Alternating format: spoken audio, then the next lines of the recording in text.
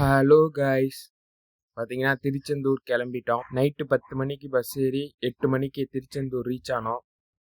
Reach ஆகிட்டு bus ஸ்டாண்ட்லேருந்து கோயிலுக்கு போயிட்டு அப்புறமேட்டு கடலுக்கு போயிட்டு பாய்ஸோட குளிச்சுட்டு ஒரு 1 hour பக்கமாக கிளம்பிட்டோம்.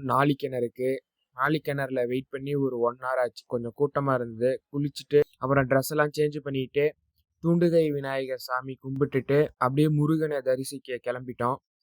கிட்டத்தட்ட ஒரு 11:35 பக்கமாக சாமியை பார்க்க போனோம். 2:25 தான் வந்தோம். பட் கூட்டமே இல்லை.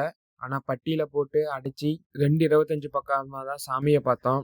அது மட்டும் இல்லை, அப்படியே கடலை பார்த்து அப்படியே ரசிச்சுக்கிட்டு பாய்ஸோட முருகனை பற்றி பேசிக்கிட்டு கடைசியாக சாமியை பார்த்தோம். நல்லா கூட்டமே இல்லாதனால நல்லா சாமி கும்பிட முடிஞ்சுது. அப்புறமேட்டு அன்னதானம் கொடுக்குற இடத்துக்கு கிளம்பினோம். அங்கே பார்த்தீங்கன்னா அங்கே ஒரு 1 hour ஆச்சு. 1 hourக்கு மேலேயே ஆச்சு.